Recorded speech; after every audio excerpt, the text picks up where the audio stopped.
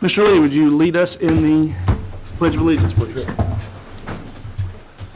I pledge of allegiance to the flag of the United States of America and to the republic for which it stands, one nation, under God, indivisible, with liberty and justice for all.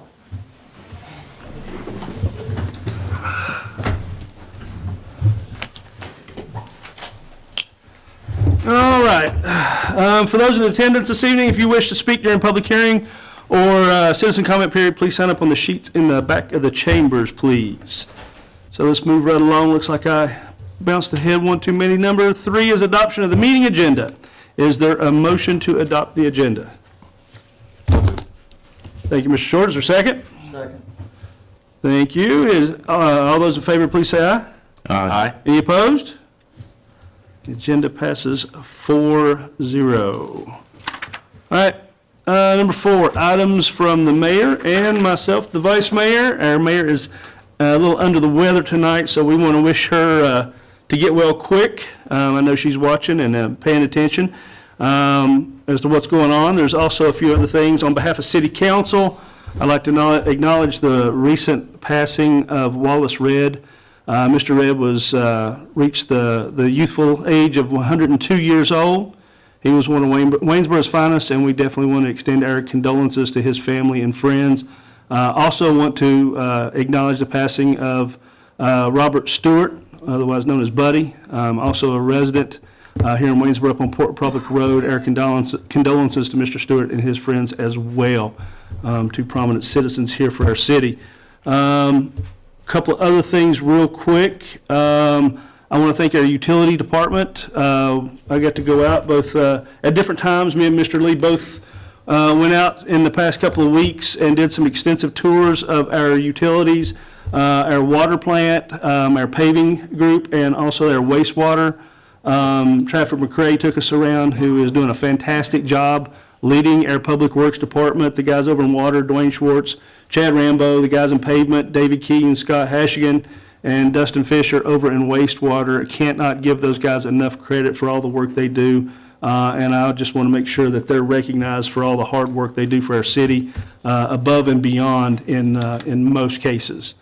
Let's see. Also, I want to say thank you for the invitation for the ribbon cutting at the Bowman House earlier last week. They have redid the J.B. Yunt House and have done a fantastic job with it, providing lodging for people who are traveling to our fair city. And I just want to wish them good luck and Godspeed with their endeavors as far as their newfound business here in Waynesboro. That is actually it for my part. Is there anything from any of my fellow council members?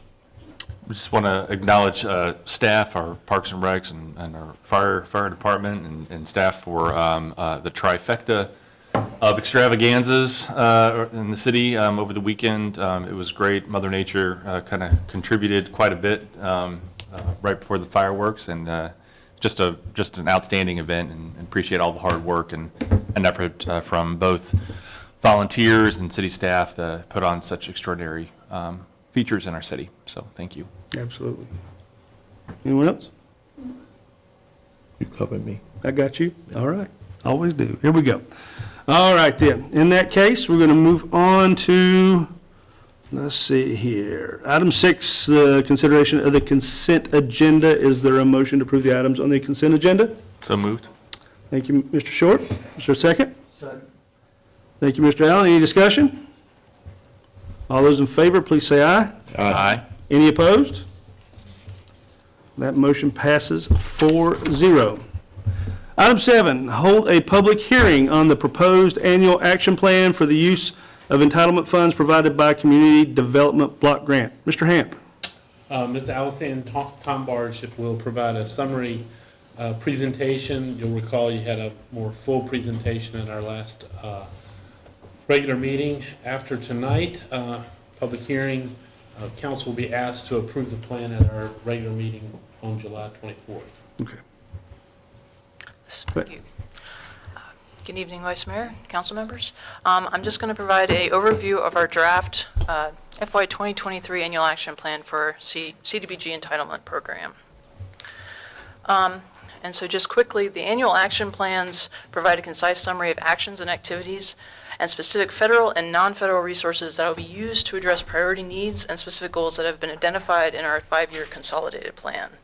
And this document also each year implements the goals and objectives of that 5-year plan.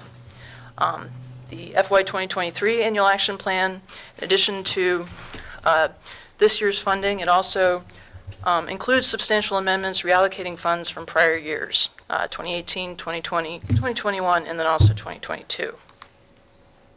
So the draft plan is available for review now on the city's website until July 22nd. And then it's also available in paper copy form at 6 locations, and this includes our department, the Community Development Department, the Waynesboro Public Library, the Waynesboro Redevelopment and Housing Authority, the Shenandoah Valley Social Services Office, the Waynesboro location, the Rosenwald Community Center, and then also the Embrace Community Center. Here again, they will be available for review until July 22nd. And then finally, any comments that anyone may have on the plan can be submitted to us until July 23rd. And so for this year, the city is expecting to receive $172,162 in community development block group funds from HUD. And 15% of this amount can be used for public services. And so for this year, that 15% cap amount is $25,824. And then I mentioned the substantial amendments from prior years. So I'm going to run quickly through these. So in 2018, we had $34,968 in unallocated funds for projects that we'll be reassigning. In 2020, there was $1,349.26 in leftover funds from the Market Avenue parking lot project from a couple years ago. And then in 2021, we've allocated $96,600 to a couple projects that ended up not being eligible. And this included a Habitat for Humanity infrastructure project, and then also signage and landscaping funds for the Port Republic neighborhood that we hope to use. And then finally, leftover funds from a downtown resurgent grant project that we had. And then finally, in 2022, we had $25,842 that will need to be reallocated. Part of this was program income, and then part of this was reallocation of some more funds allocated for the Port Republic neighborhood revitalization projects. So that makes the total funding for the FY 2023 program year of $330,921.26. And so the plan proposes to use these funds for 3 different projects. The first is the Rosenwald Community Center Accessibility Project, and this includes all of the prior year funds, $158,759.26 total from the prior years, for a total project amount of $305,097.26. And this project is going to include the installation of an elevator inside the building, interior and exterior ramps, and then also hopefully a ADA accessible street crossing across Port Republic Road at Fontaine Street that will include curb cuts and high visibility crosswalk markings. The second project is the LifeWorks project, the Breadbasket, and this would use half of our public services cap funds for $12,912. And this project will be run by the LifeWorks project, which is a local nonprofit that's working to address homelessness and supporting advocacy and food justice. And this project is basically a community food pantry. It's meant to support those that are living with food insecurity or in food deserts. And the funds will be used to support operating expenses, promotional materials, and also to supplement any items that they feel they're missing from the pantry. And then finally, the other half of the public services cap, we're proposing to go towards WARM once again, the homeless shelter. And these funds will support their efforts to provide emergency and temporary housing for homeless individuals and families, and then also temporary housing and supportive services for homeless mothers and their children. And again, the amount here is $12,912. So the next steps, tonight, there will be the public hearing to receive input on this draft plan. Any comments received tonight and then also during the 30-day comment period will be considered, summarized, and then attached to that final annual action plan we submit to HUD. July 24th, City Council will consider adopting the FY 2023 plan. And then by August 10th, we'll need to submit that plan to HUD for their review and approval in time for the October 1st program year start. And so then finally, I just want to say once again, you can view the draft plan on our website at the URL on the screen. And then any comments can be submitted to us until July 23rd through email or mail at the addresses on the slide. And that's all I have for you on this, and I'm happy to answer any questions. Is there any questions? All right. All right, in that case, I hereby open the public hearing. All Mr. right. Hamp. Adrian Young.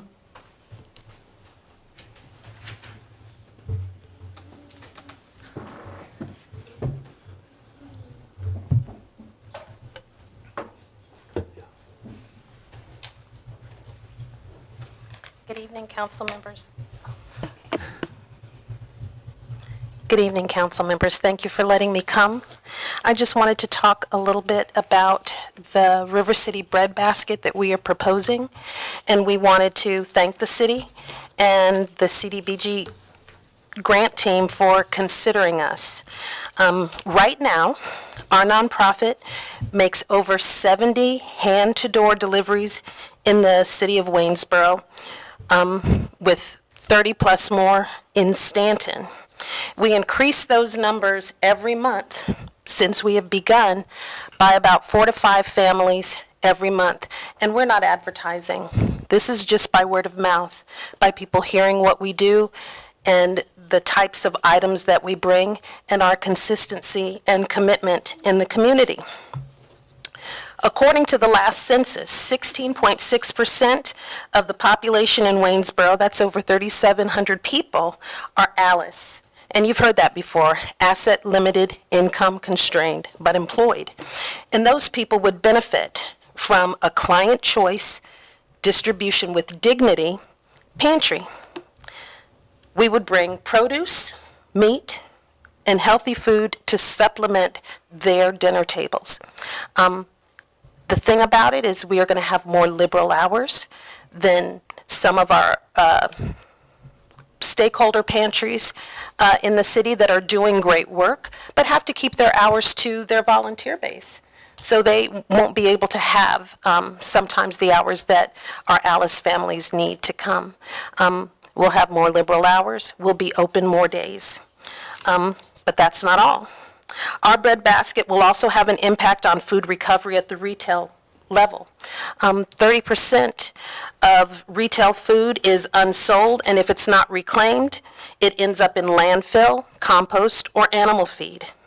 To date, the LifeWorks project since last November has recovered $29,707 of food that we've been able to return to dinner tables completely for free for our neighbors that just need a leg up. We have 2 partners right now, Walmart and Kroger, and we're only picking up 2 days a week, but we have the option to pick up more. So not only will we be able to feed more people if we have the space, which is our biggest issue right now, but we will also have the opportunity to have a greater impact on food recovery to prevent that waste at the retail level. With more space, not only will we be able to serve more families, impact food recovery, but we also provide resource connections to other stakeholders in the community. We worked with the Augusta Health's food pharmacy. We've worked with Valley Community Services Board. We've worked with the United Way. We've worked with AMI. We've worked with Project Grows. We've worked with Waynesboro Public Schools to try to help to put food on people's dinner tables. And so I just wanted to thank you for this opportunity for all of us to do something great in the city of Waynesboro for people that need a hand. It's, it's solidarity. It's not charity. And we are really proud to be a part. So thank you.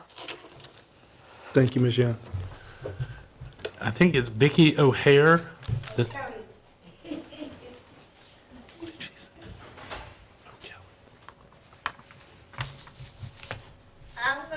I'm here to talk about her. Yeah, because she does good. She does a good job.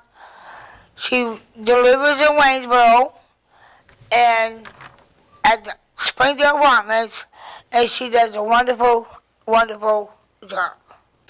And she's very sweet. They're very sweet people. And I will vouch for her because she does do a good job. So, thank you. Thank you. Larry Stopper. Good evening, gentlemen. Thank you for giving me just a moment of your time. I am also a Board of Directors member of the LifeWorks project, and I just want to, I'm not going to repeat what Ms. Young said. I just want to let you know that despite my youthful appearance, I am actually a senior, and we are putting a great deal of effort into supporting our seniors into various income-constrained apartments to supplement their food. We all are going to the grocery stores these days. We're all seeing the increases in prices. These are folks on fixed, limited incomes, and we are working as hard as we can. They are also limited in transportation. We bring food there, but we need the space, and we are very grateful for the kind of support that you're offering, because this is a community project. We can find the volunteers. We need the financial support, so we thank you very much. Thank you, Mr. Stopper. Chanda McGuffin.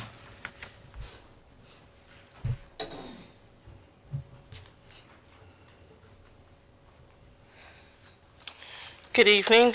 I wanted to first acknowledge Ms. Leslie Tate and her work with the CBDG funds and her listening sessions and listening to the people, her work on the comprehensive plan for Poor Republic Road, because she heard the people.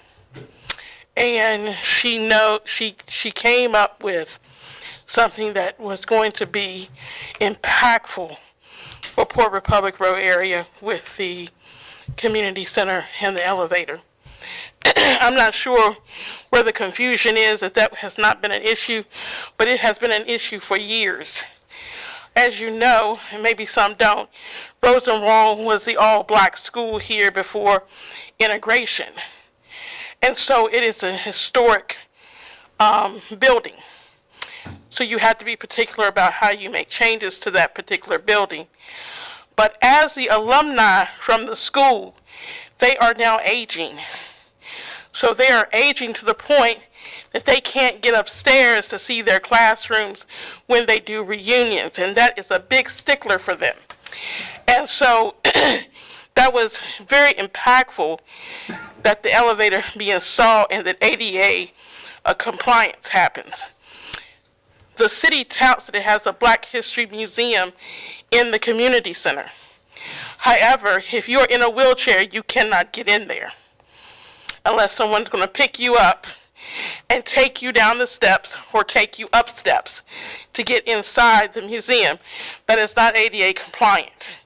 That's why the elevator is necessary, and the ADA changes need to happen. It's really not a question of who's going to take care of it or who's going to do the maintenance on it. It's really about being in compliance for the city for one of your buildings, because the city owns that building. So it's your responsibility. So I want to thank them, and I want to thank Councilman Lee for working with Leslie and getting this done. So I really do support it, and I thank you all for doing it. Thank you. Okay. Ubedatu Ziblam.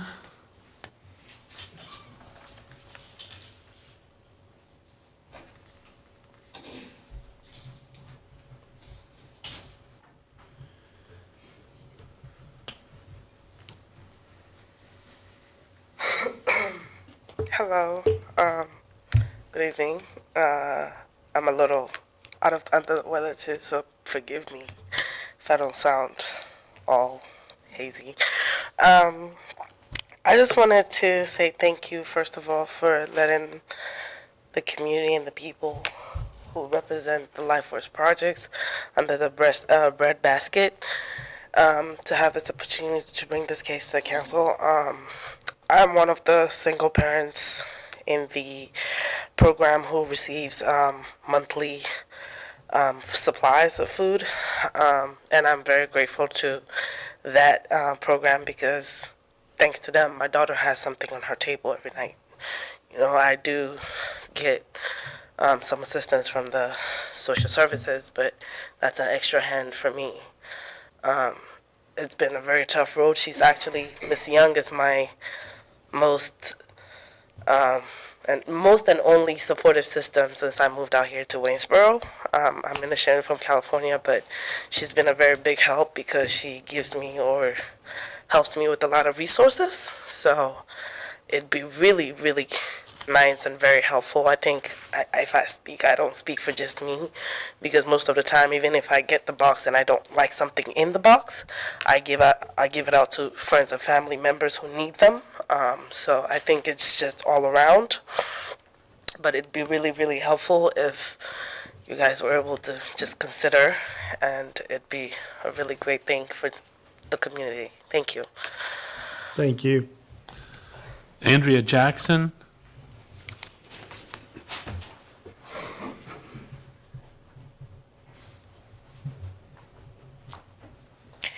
Hey, good evening. I'm going to be reading a statement on behalf of another fellow colleague that supports LifeWorks.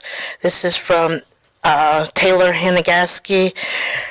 She says, I cannot be here in person this evening because I'm hosting a farm and food educational camp for youth from around Virginia at our farm, Wild Altar Farm Stead in Sturstraff. She says the experience of growing food in the Shenandoah Valley as well as facilitating an educational program directed toward community health and building vibrant local food systems makes me specifically aware, observant, and responsive to the fragile and insignificant access to healthy food in this area. The purpose of the CBG funding is to serve the needs of low-income and vulnerable members of our community. Access to healthy food as well as social well-being and culture to cook and enjoy meaningful food is a fundamental human right and one our primary basic needs. The city of Waynesboro is so fortunate to have the incredible, hardworking folks of AJ and Adrian motivating the important work of LifeWorks project to connect food with those who need it. I fully recommend the use of the CDBG funding and support the projects of LifeWorks and the establishment of a client choice free grocery store in Waynesboro. As a further comment, I also would like to stress the responsibility the City Council of Waynesboro has to support the access to the basic needs and services for all members of our community beyond food. Safe and dignified housing is a critical human right. I call on the elected members of this council to respond to their constituents' concerns and demands for adequate rental housing quality in Waynesboro. I would hope this important issue will be the topic of much effort, discussion, and hard work on the council's behalf to serve the people they supposedly represent, and I look forward to speaking in favor of future CBG funds supporting fair housing projects. And I just would like to say that I also, as a Waynesboro citizen from Ward A, support all of the funds that are being spent, especially going toward the Roosevelt being accessible to LifeWorks project. I volunteer with them, and my mother volunteers faithfully every first Friday, and I can attest that it's a very, has been, for such a new organization, has made a deep impact in the community. And I also support the funds going toward the warm as well. I like that the city is diversifying how it's using the funds and going in towards the community. However, I just wanted to say, just an asterisk on that is that homelessness is not just in the wintertime, and I'd like to see in the future more funding going towards a more permanent situation to help our fellow citizens that are homeless. But anyway, I thank you for looking into this, and especially to Councilman Kenny Lee, which supporting Ward C and making sure that it's getting funding. Thank you, Ms. Jackson. Thank you. Sorry to cut you off, but. No, you good. I'm sorry. No, you good. Donna Yobbs.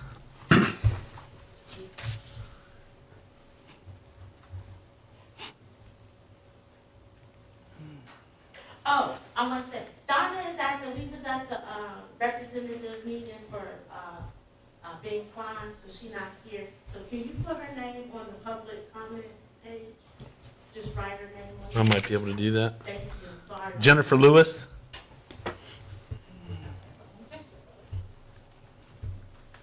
Good evening. I just want to express my support for any time that we are prioritizing mental health, affordable housing, and making buildings accessible and food accessible to our members in our community. I love the work that LifeWorks is doing. I have volunteered with them a few times.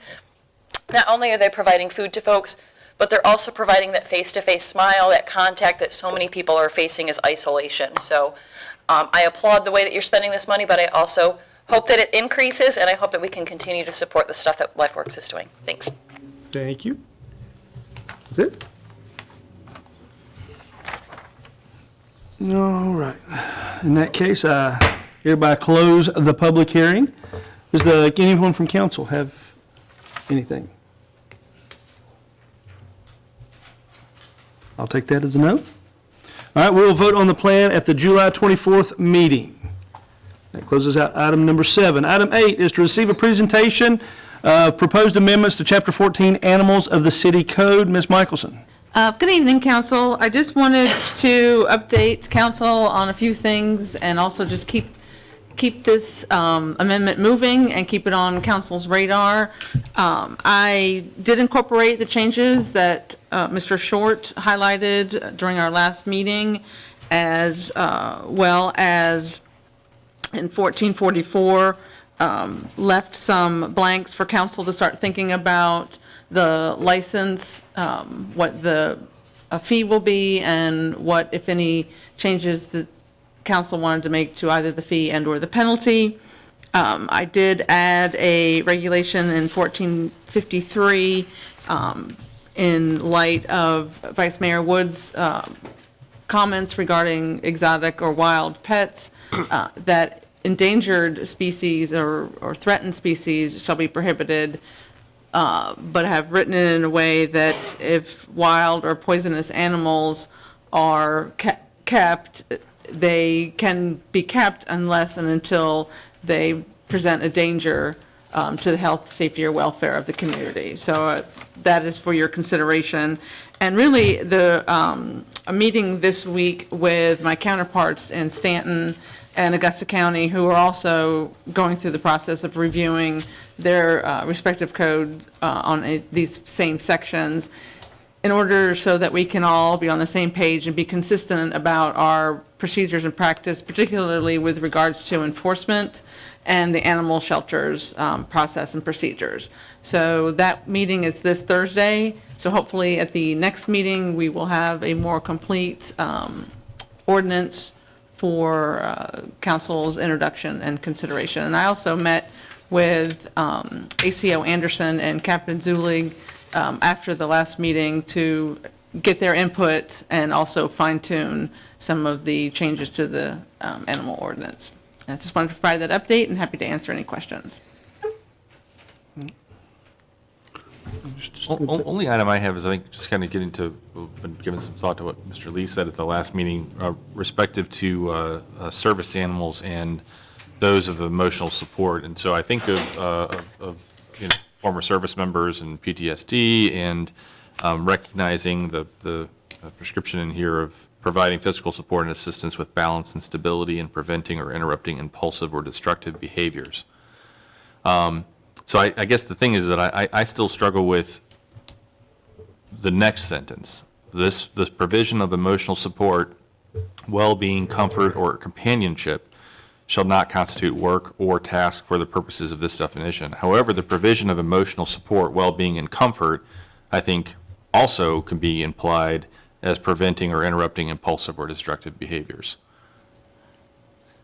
But those wouldn't be counted as tasks to be a service animal. I mean, if it's just an emotional support animal versus it does provides other cues or assistance, the problem, I mean, it's obviously council's design, if council wants to include animals, emotional support animals within this definition of a service animals are excluded from, licensing and a lot of the other provisions of the code. And if you open it to emotional support animals, that's pretty going to much be all pets in the city. So I'm trying to find that balance Right. between a true animal for assistance versus, I like to have my dog with me wherever I go.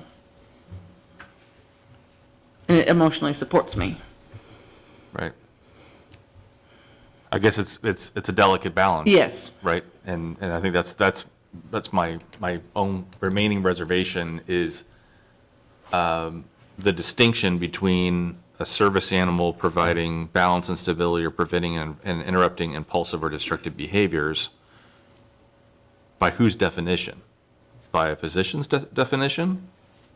So if we're saying that is an acceptable provision and is defining what a service dog, how they would function, I think when we go on to say the provision of an emotional support, well-being, or comfort,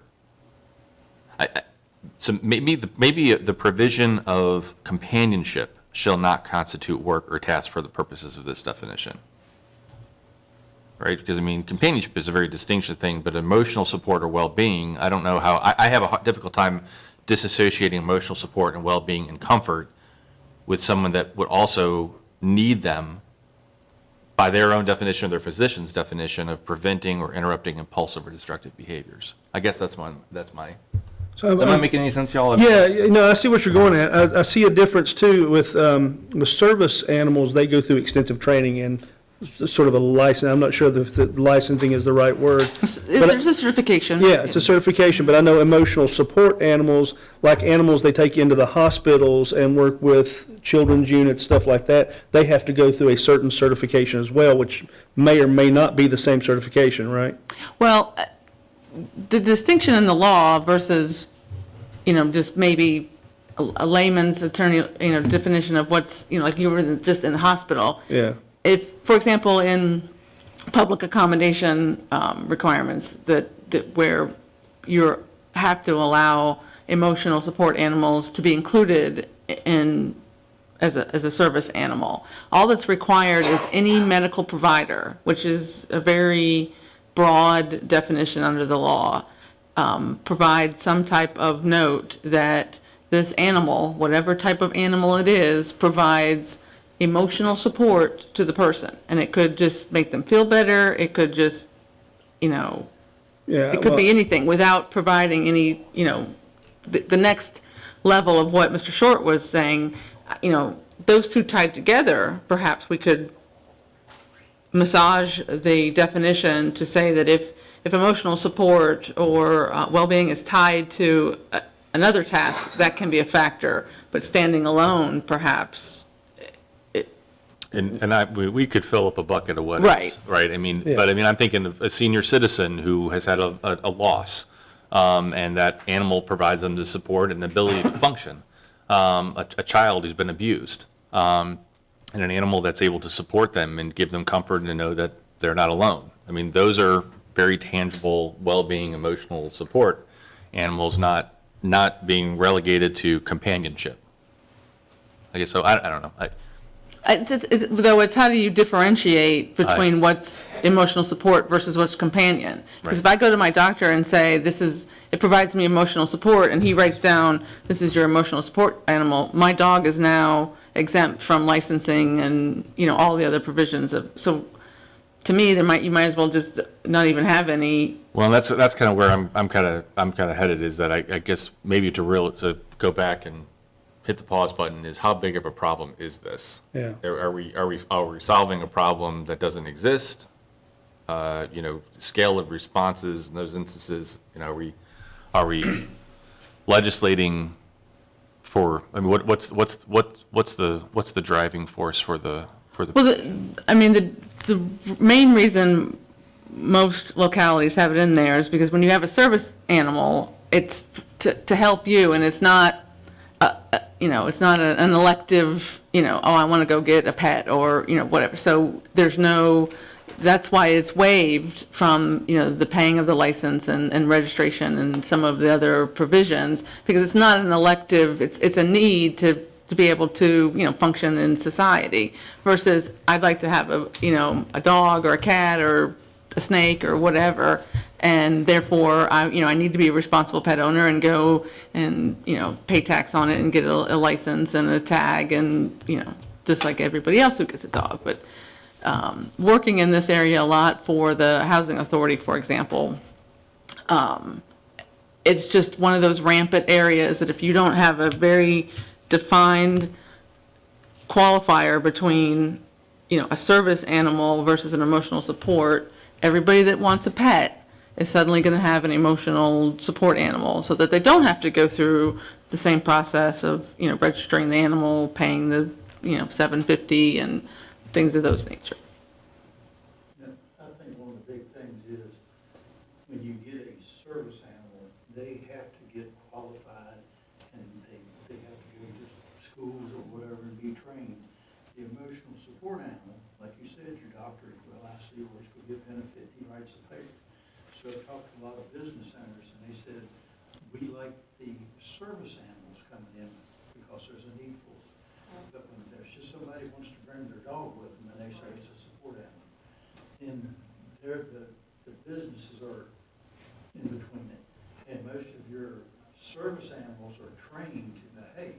Right. Where a lot of your support animals that could go wild and not trained. So I think it's the biggest thing we have to look at. That was kind of the point I was saying, to go into a hospital, or even people who take the dogs into colleges now at exam time for that emotional support, if they have to go through a certain testing period of temperament. Once they've achieved that level of temperament, then we can, I would say that would be the difference, rather than somebody just saying, I want to take my dog with me, versus dogs who have been tested for a certain type of temperament to where they can go into hospitals, children's hospitals, nursing homes, schools, like that, because I do know, I know a guy who's got the dogs, and he has to take them through a certain period of time where their behavior is supervised to their temperament and all, and he signs off on it, which gives them permission to take them into these places.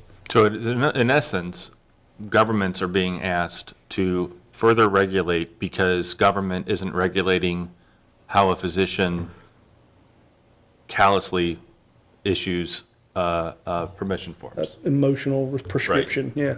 So the physician is arguably without merit, saying that this animal is now deemed an emotional support or a service animal, that because government chooses not to regulate that, we have to create another problem. There's a huge distinction between service animal and emotional support. The doctor could be well saying that, yeah, I believe this animal does emotionally support somebody. If somebody's going in and saying, yeah, I feel better Right. if I have this animal with me, the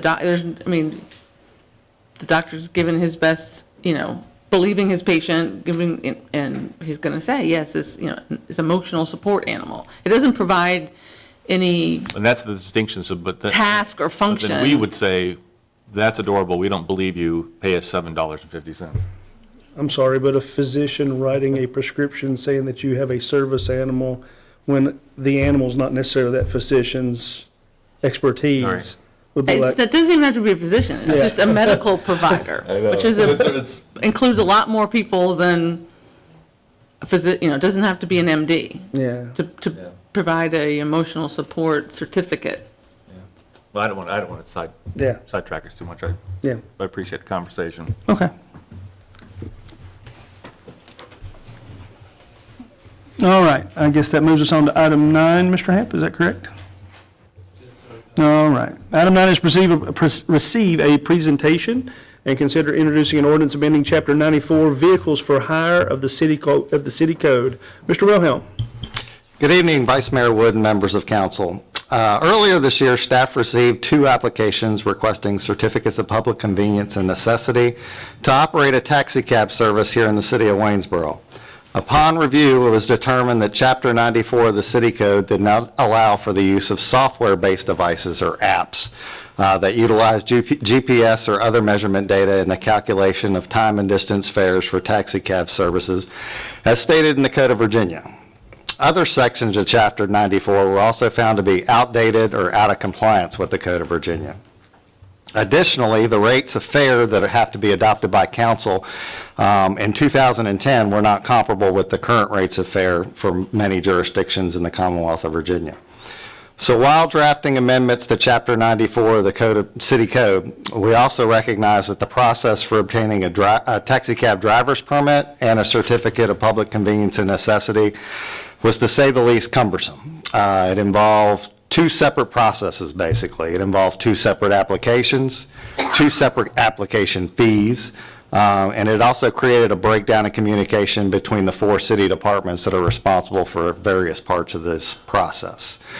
So the revisions to Chapter 94 of the City Code before you tonight and the recommended changes to the application process have been reviewed by Ms. Michelson, and they will serve to modernize our city code and bring it into compliance with the Code of Virginia. It'll also create an easier process for people that want to operate a taxi cab business in the city to navigate that process. Tonight, you've basically got 2 motions before you to consider. One, to introduce the attached ordinance revising Chapter 94 of Vehicles for Hire, Articles 1, 2, and 3. And then the second motion that you can consider is to adopt a proposed resolution to adjust the rates of fares for taxi cab services here in the city as well. And if you have any questions, I'd be glad to answer them. I think I've covered it up to now. I've already covered this from before I asked the questions early. Yeah. Yep. Anyone else? All right. Now, can we do this as one motion to accept both, or do we have to do them individually? So I think they need to be done individually, and I might suggest that you simply introduce second and discuss the ordinance, and then hold the resolution to adopt when you presumably adopt the ordinance at the next meeting. Okay. All right.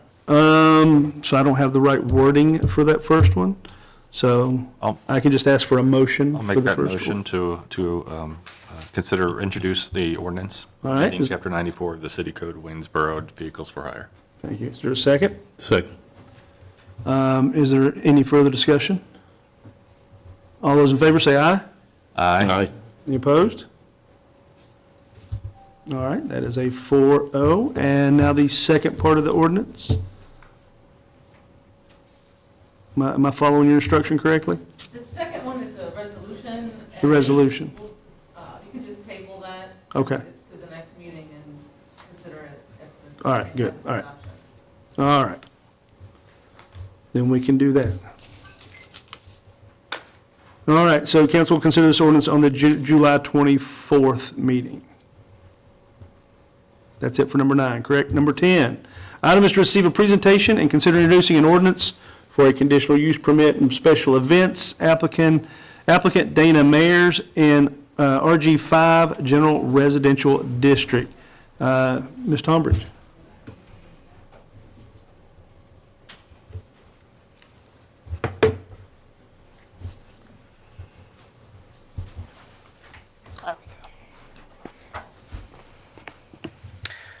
Okay, yes. Good evening once again. This is a conditional use permit request for 1169 Sherwood Avenue. And then just briefly, conditional use permits allow for a case-by-case review of uses which may be but are not always compatible with neighboring uses. The proposed use must be consistent with good zoning practice, have no more adverse health or safety, no more effect to health, safety, or comfort of persons living and working in the area than uses generally permitted, and then no more detrimental economically or otherwise to property or improvements in the surrounding area than uses generally permitted within the district. So this property is located in the northern part of the city. It's sort of a large property located right at the corner of Sherwood Avenue and Hopeman Parkway. And the applicants have requested a conditional use permit for temporary special events in the RG5, which is our general residential district. They would like to be able to hold small-scale events. They mentioned fundraisers, weddings, bridal, baby showers, team building events, workshops, so just these smaller sorts of events. The property is currently being used as a bed and breakfast, Heritage Hill. And the applicants see this as a way to broaden their business model. Like many businesses during COVID, they were forced to shut down. And then during the reopening process, they began receiving a lot of requests to be able to hold these types of events outdoors. And that led them to initiate the temporary special events text amendment that went through late last year, early this year. That was a text amendment that would permit these short-term, smaller-sized events that occur at more frequent intervals than our ordinance permitted at the time. The text amendment permitted them to be allowed in all zoning districts by a conditional use permit. And this was recommended for approval by the Planning Commission back in December 2022, and then adopted by City Council in January 2023. So here's just a quick look at the property, which is outlined in red right here.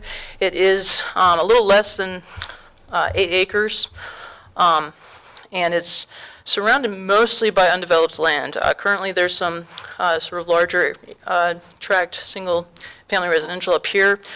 You have mostly undeveloped property across the Sherwood Avenue right here with some industrial across the river. Down below, to the south is the Thurston Court neighborhood, and also townhouse development with the Waynesboro Housing Redevelopment Authority.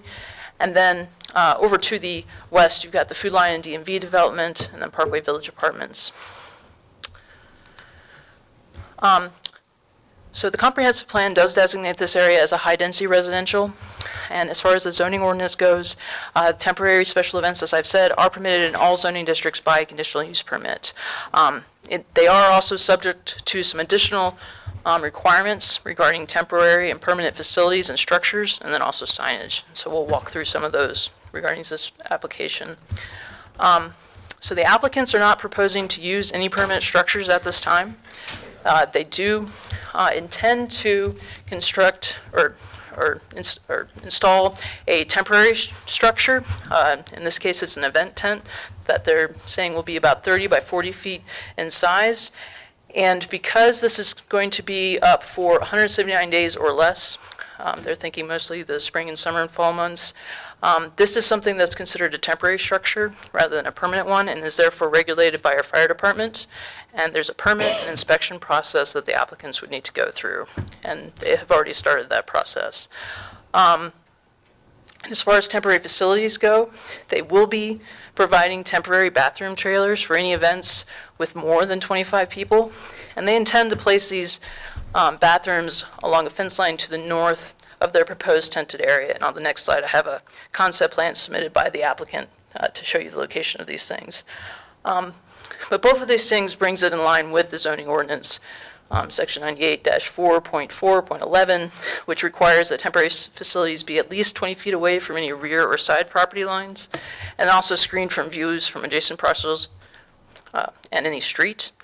And then also, they will need to be removed from the property within 3 days of the end of an event, which the applicant is aware of. So this is the first version of the concept plan submitted by the applicant. You've got Sherwood Avenue running right along here. The property has 2 entrances right there. This is the main house that's currently being used as a bed and breakfast. They are proposing the tent be set up just behind the main house, and the bathroom trailers would be sort of in this general area. There's a fence line right here. And then they are proposing parking in this field over this way. And here again, this is shown against an aerial, a little bit fuzzy, but it shows just a little bit better the lay of the land. Here again, this is Sherwood with the property entrance here and down here. This is the main house right here. And so they're proposing their tented area be located right there, and then you have a lawn venue area right here. Up here with the fence line would be where the bathroom trailers be located. And then over this way, in this empty field with the barn would be their primary parking area.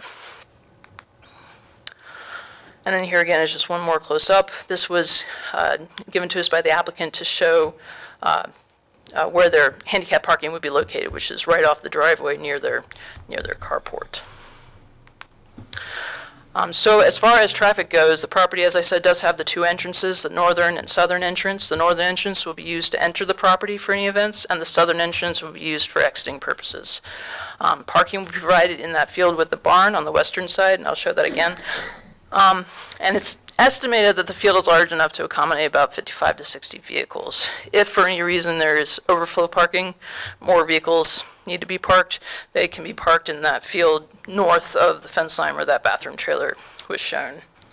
And in addition, the applicants will place signage to direct traffic where to park, the entrances and exits, how to exit, and then if necessary, provide at least 1 to 2 parking attendants per event.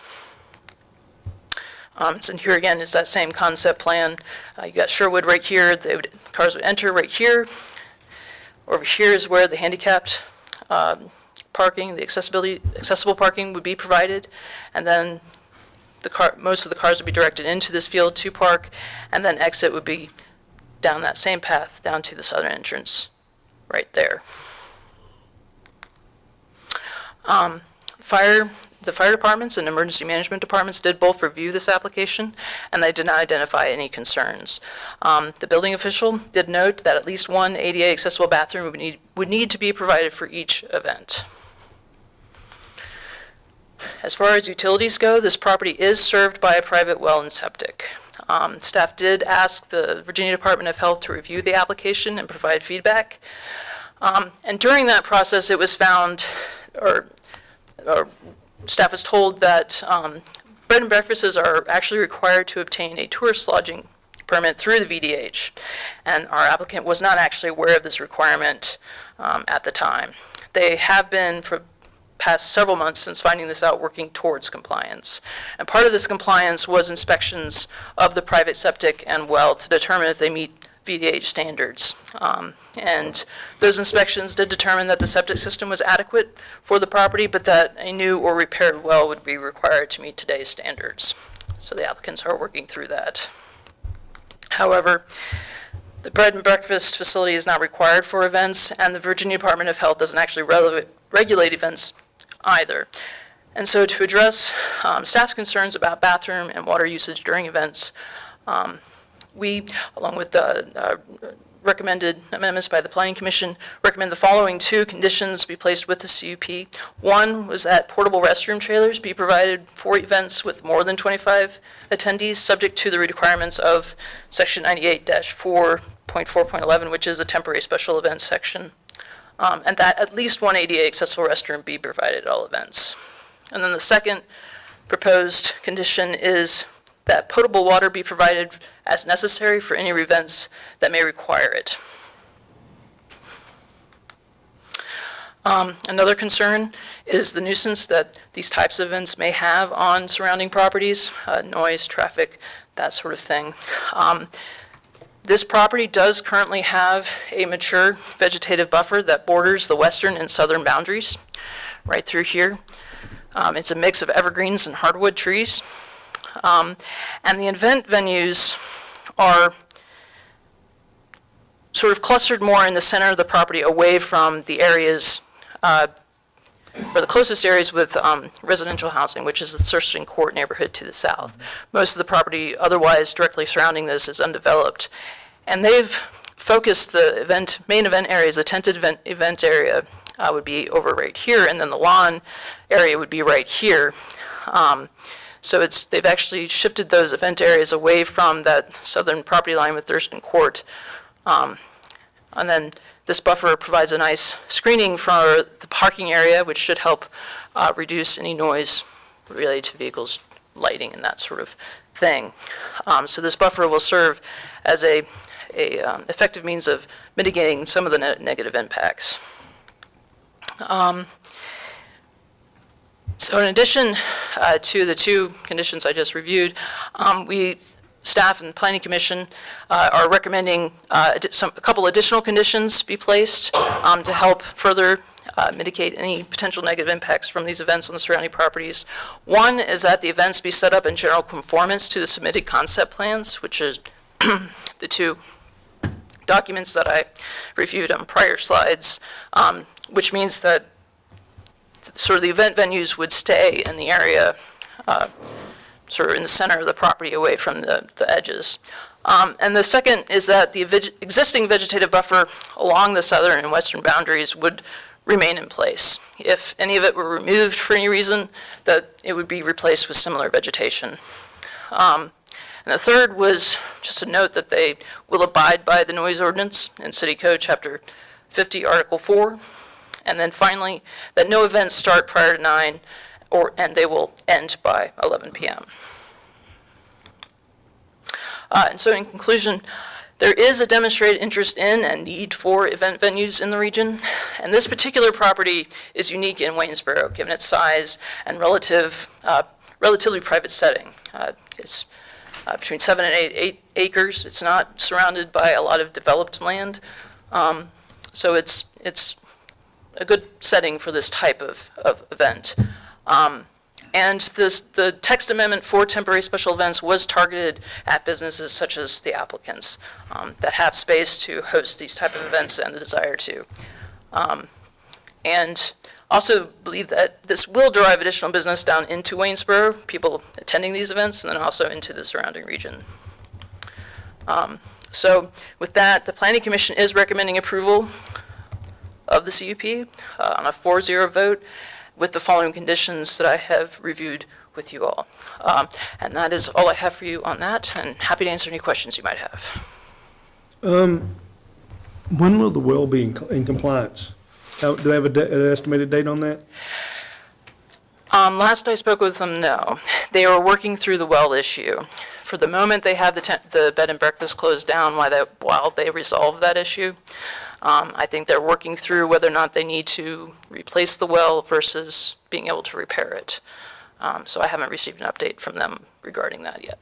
So the Department of Health will not allow them to have events until that is done. Am I understanding that right? They don't have any saying on whether or not they can hold events. They're fine with them holding events, but what they can't do is operate their bed and breakfast until that's resolved. Gotcha. All right. Anything else? Anyone? All right. Yeah, I've got, I guess, a couple things. Is the applicant here? Unfortunately, they couldn't be here tonight. They're out of town, but they are planning to be here at the July 24th meeting. Okay.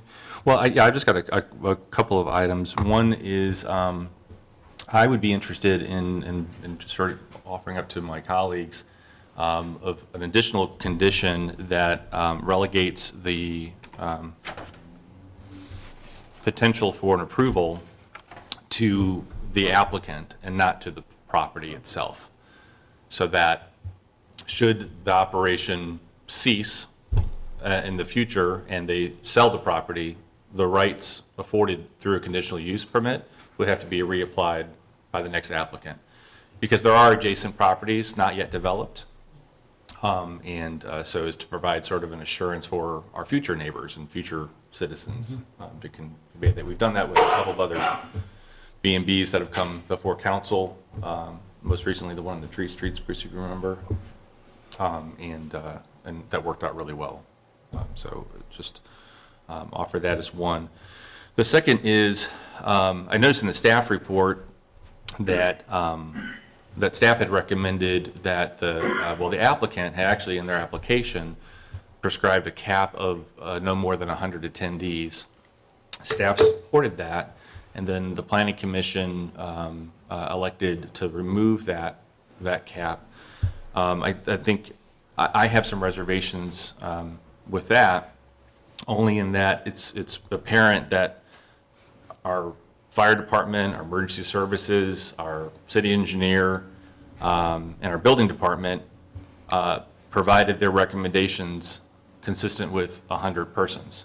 And so I would have a reservation about opening up 300 people attending an event on a fairly narrow road with not great sight distance at 11 o'clock at night. Limited parking. With limited parking, with no prescribed lighting. As you know, the applicant said that they wouldn't have high beam lighting, which I appreciate, but there's only so much as a chili festival connoisseur for a decade or so, I can tell you, people leave in the nighttime, you gotta have some lights on for folks. So if we have 300 folks or 200 people there, I would be concerned about general public safety and their ability to manage an event like that if it were to grow and be successful. I would rather them come back, demonstrate what a wonderful job they've done with 100 and come back and ask for 200 rather than opening it up at the beginning. So I'll just offer that up as for conversation or just No, my thoughts. good points. Do we know why the planning commission removed the 100 limit? I don't, I think just based on the area, Yeah. the size, they thought that, you know, they could grow that. Am I on track with that, Allison? Yeah, it was, you are, Council Lee. They felt that 100 attendees might be too limiting. Certain members felt that, you know, maybe a cap of 150 to 200 might be better, considering the type of property and its location, rather than limiting specifically to 100. So I believe that the main thought behind it was just 100 was too restrictive. I think the attempt was to be more business friendly. I'm all for business friendly, Yeah, but, you know, that is. But understanding your point that, you know, that could get excessive, particularly on that particular street. I So, mean, you're, even with in some events, you're at 150 with the staff you have there, not just guests. Right. If you limit it to 100, so Yeah, now so you're pushing it to maybe 200. eliminate to 100 guests. 100 So guests. that doesn't, they're not, you know, the Staff the not net effect of included. gating, you know, you have a 12-piece band or something like that, that's fine. But limiting it to attendees of no more greater than 100, because then, you know, when they're booking weddings, you say 100 guests. That's what you're capped at. And then, because you do that, then all the staff review that went into, you know, one ADA bathroom per 100 per the VDH, you stick to it. Because if you're going to have an open-ended amount, then we need to go back and review it again. Right. Yeah. That would be my thought. Cap it at 100 guests. So, I had a question about conditional use permits. I thought once somebody applies for it, if they sell the business or try to rent it to somebody else, they had to go through a process for a conditional use permit again. I didn't think that transferred. Did I bring that in my head or something? No, you're correct. It's a little bit of a gray area under Virginia law. There's no concise, Virginia Supreme Court ruling on that. But most localities and the prevailing position is that the CUP goes with the owner, goes with the applicant, and does not run with the land. But it is always best practice to directly, if that is any kind of question or concern. Put it in writing. Yes. Yeah. Because I'd hate for them to go and say, I'm going to sell my bed and breakfast now with 100 guests. And then they convey it and they don't sell it to maybe the best outfit. And then it turns into a problem. And we say, well, you don't have a conditional use. And they're like, well, I bought a conditional use. Because then it's not a conditional use, it's a rezoning. Yes. If it conveys.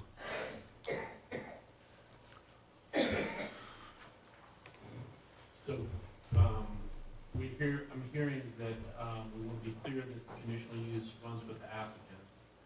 And am I hearing that we want to cap at 150? 100 guests, which does not include, workers. Support. yeah. Support, yes. Caterers and bands Band, and, yeah. Parking attendants. right. Yeah. Are there other concerns, or did I miss any other? I think it's great. No, I think the applicant will be Great okay. success with it. They originally requested that number anyway, so I don't think that they'll have a problem. Okay. I think I need to furnish some more specific grasp. Well, I could, if it please council, suggest a motion and one of you could adopt it or so moved. Yeah, I can make. Yeah. No, you're fine. No, you're fine. Yeah, I'm glad to make the motion for approval of the conditional use permit as presented, with the addition of limiting the conditional use, or prescribing the conditional use to run with the applicant and not the property. And second condition, provision to cap the number, cap to 100, the number of invited guests.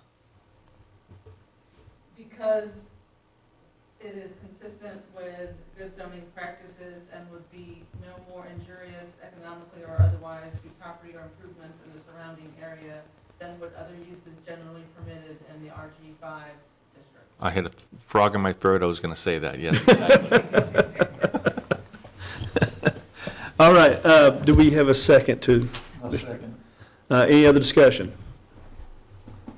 All right, all those in favor? Aye. Aye. Any opposed?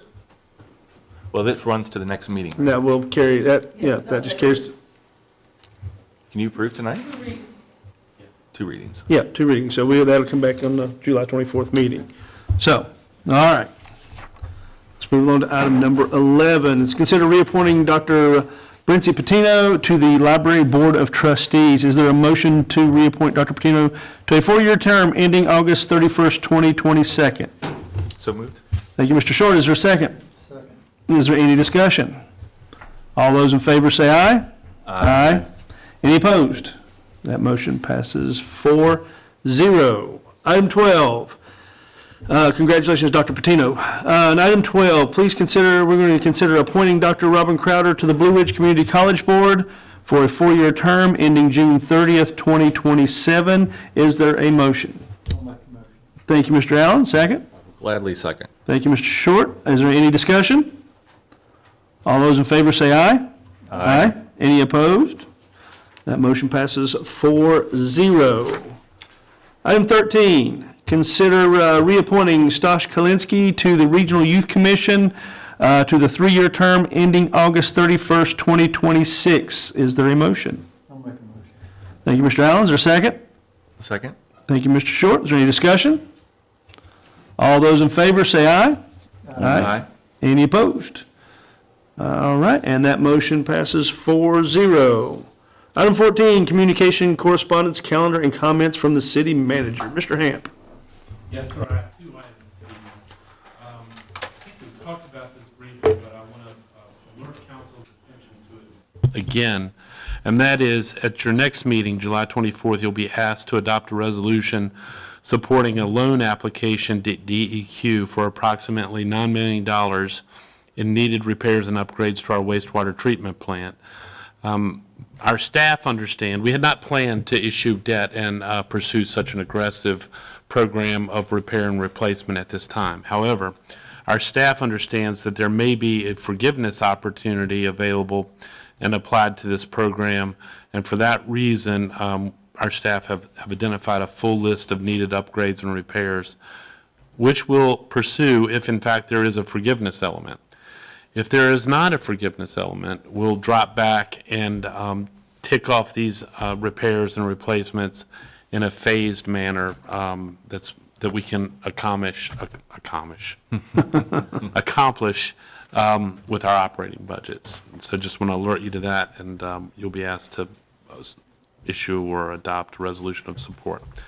Secondly, I want to alert the council to an opportunity to use some stormwater fund reserves, or what we also might refer to as fund balance, to supplement a project related to the South River Preserve. Mr. Jones provided an overview of that at our last meeting. This is a stream restoration for the Rockfish Run, and it's in the area that approaches the South River from the east, and it's adjacent to what longtime residents would recognize as the old DuPont Recreation Area. Staff have secured already about $625,000 worth of grant funds from the DuPont NERDA settlement and from a Department of Environmental Quality Stormwater Local Assistance Fund grant. Because this project helps meet the city requirements for the Chesapeake Bay Special Condition through our MS4 permit, staff recommends a use of approximately $125,000 to $175,000 in stormwater reserves to complete the project, which is expected to cost a little bit more than $700,000. And so I think our intention is to, unless I hear concerns, develop this more fully and move in that direction.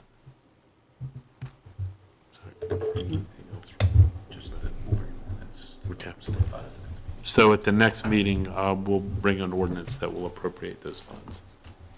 So you get 2 weeks to think about that. But it's emphasized this because it helps us with our MS4 permit and the quality, water quality elements. I think we've talked about water quantity, flood management versus water quality, which the Commonwealth is emphasizing now. And it's really those project opportunities to achieve quality improvement are not as common or available as the water quantity management. Those are the only two items I have. Gotcha. Thank you, Mr. Chairman. Any questions, Mr. Hamp, on his items? Just because I won't be here at the next meeting, just a question related to the MS4 credits. Would we receive full benefit of it because we're bringing local cash to the project in addition to the grant and the grant proceeds that we've received?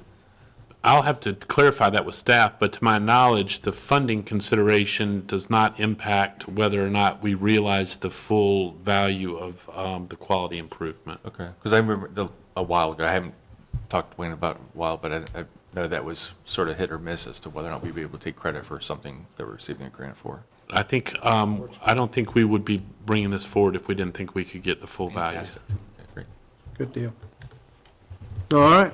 Thank you, Mr. Hamp. Item 15 is citizen comment period. Mr. Hamp, once again. Vicky O'Kelly?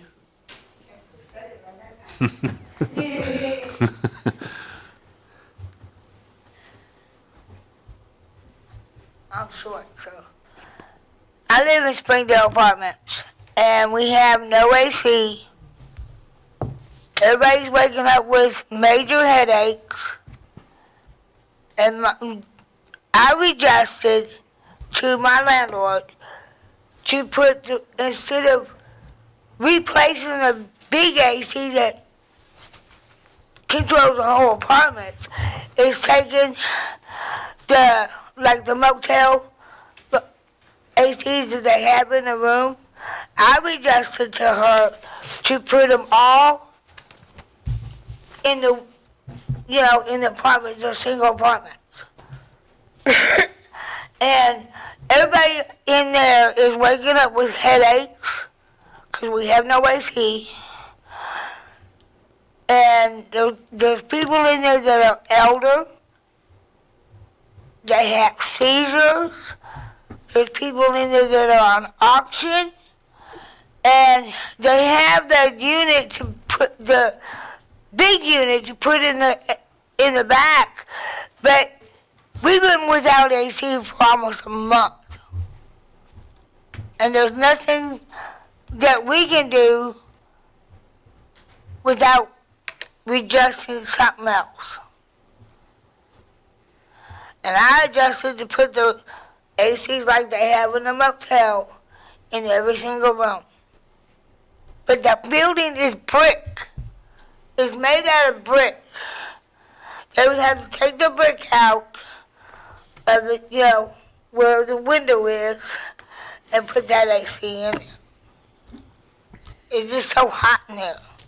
I live there, and it's hot. I'm waking up with headaches in the morning. So, Y'all have any comments or any adjustments? We need help. You know, the apartments are big. There's 6 floors in there. And there's like 75 rooms. And we're all at it without AC. So, y'all can discuss it. You know, I'm just letting y'all know, I live there and I'm getting headaches. I have a headache now because I'm in the heat over there. So y'all, they need help. If we can get the readjustment, like I said, put the little AC, like the motels have in there, you know, it'd be better on us, so we wouldn't have to wait for them to fix a big one. That's my city comment. Thank you, Mr. You Kelly. know what I mean? It's hot in there. There's 75 rooms in there with no AC. I'm happy to follow up with Ms. Byrd tomorrow and Please, see what the please. status. I know they were on a schedule to get it fixed, but yeah, if you would, please. Will do. So our city manager will follow up on that for you. Thank you. All right, thank you, Mr. Kelly. Donna Yobbs, As you can see, she still is not made it from civic duty and talking to our congressman, so I think I'm going ahead and close the meeting. that's it. That's it? Yes. Well, on Ms. Jackson's suggestion, I will open a motion to adjourn tonight's meeting. Mr. Allen. I'll make a motion, please. Thank you. Is there a second? Second. Any discussion? All those in favor? Aye. Any opposed? Thank you, everybody.